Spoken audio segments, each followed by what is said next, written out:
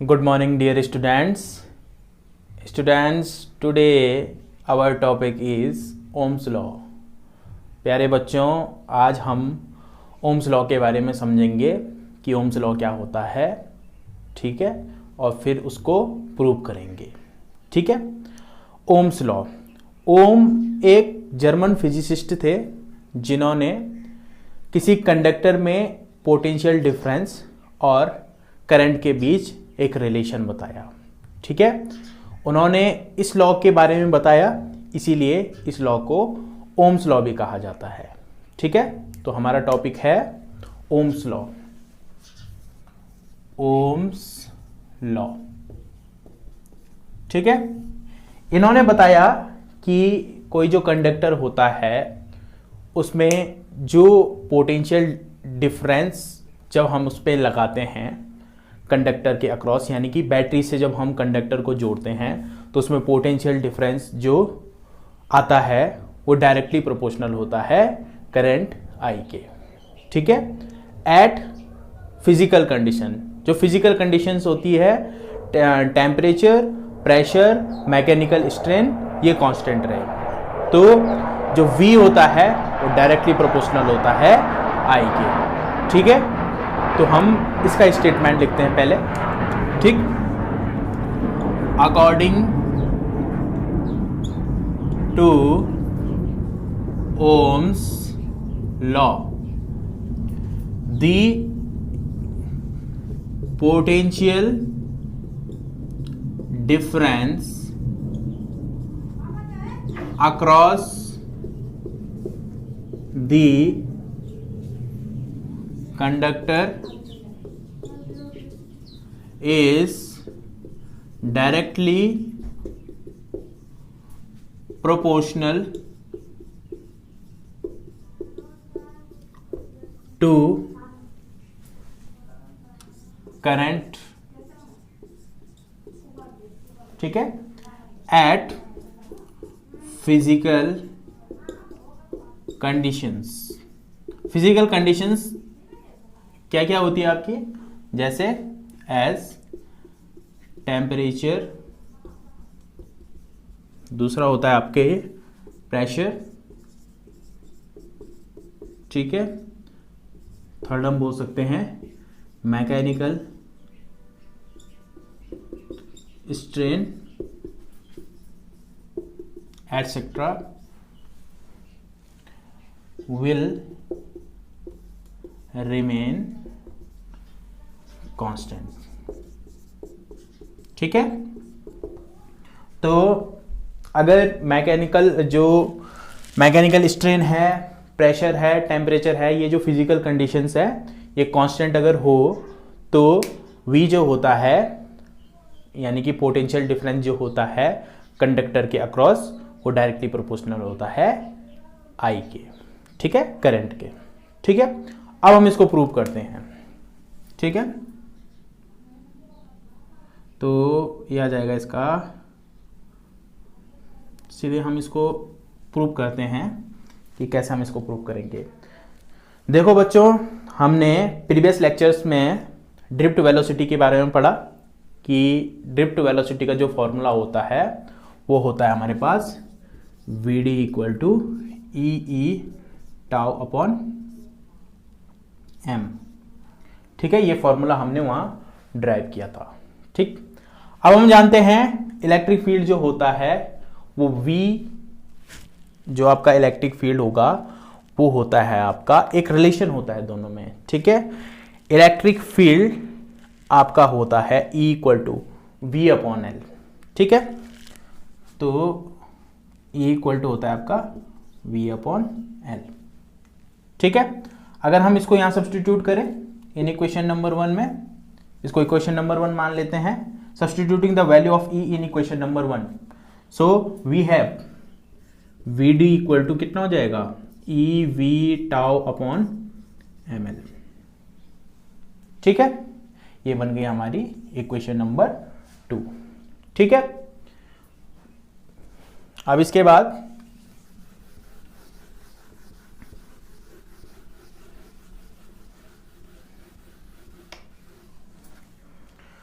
ये हो जाएगा आपका, अच्छा वी डी इक्वल टू इतनी आ गई, e we tau upon M l, इसकी वैल्यू इतनी आ गई। अब हम करंट और ड्रिफ्ट वेलोसिटी में हमने रिलेशन फाइंड आउट किया था, इन दोनों में एक रिलेशन होता है, आई जो होता है वो होता है n E A v d, इसको भी हम डिराइव कर चुके हैं प्रीवियस लेक्चर्स में, ठीक है। तो वी डी की वैल्यू सब्सटीट्यूट करो इक्वेशन नंबर 2 से, using equation number 2 the value of V D is, उसको यहाँ सब्सटीट्यूट कर लो, तो ये हो जाएगा N E A into E we tau upon M L, ठीक है। तो ये कितना आ जाएगा, I equal to N E square A V tau upon M L, ठीक है। अगर हम I को इधर ले जाएं तो ये हो जाएगा V upon I equal to, और इसको अगर ऊपर ट्रांसफर करें तो ये हो जाएगा M L upon N E square A tau, ठीक है। तो ये आ गया, ठीक है। तो यहां पर हम देखेंगे कि जो इलेक्ट्रॉन का मास होगा वो कांस्टेंट होगा, ठीक है। कंडक्टर की लेंथ भी कांस्टेंट होगी, नंबर ऑफ इलेक्ट्रॉन भी कांस्टेंट होंगे, ई जो चार्ज होता है इलेक्ट्रॉन पे वो कांस्टेंट है, एरिया जो होगा कंडक्टर का वो भी कांस्टेंट होगा, और रिलैक्सेशन टाइम जो होगा दो इलेक्ट्रॉन के बीच जो टाइम लगता है कोलिजन में वो भी कांस्टेंट होगा, ठीक है।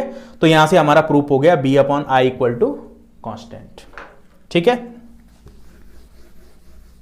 तो यह आ जाएगा v upon I equal to constant, ठीक है। तो ये हो गया hence Ohm's law is verified. तो इस प्रकार से ओम्स लॉ जो है आपका वो वेरीफाई हुआ, ठीक है। ये आ गया। इसके अगर हम मैथमेटिकल फॉर्म लिखना चाहें ओम्स लॉ की मैथमेटिकल फॉर्म, तो ये होता है आपका v डायरेक्टली प्रोपोर्शनल होता है I के, ठीक है। जब प्रोपोर्शनल को हम हटाते हैं तो कांस्टेंट इन्वॉल्व होता है, और इसी कांस्टेंट को हम नाम देते हैं R। R का मतलब होता है रेजिस्टेंस, ठीक है, R इंटू आई।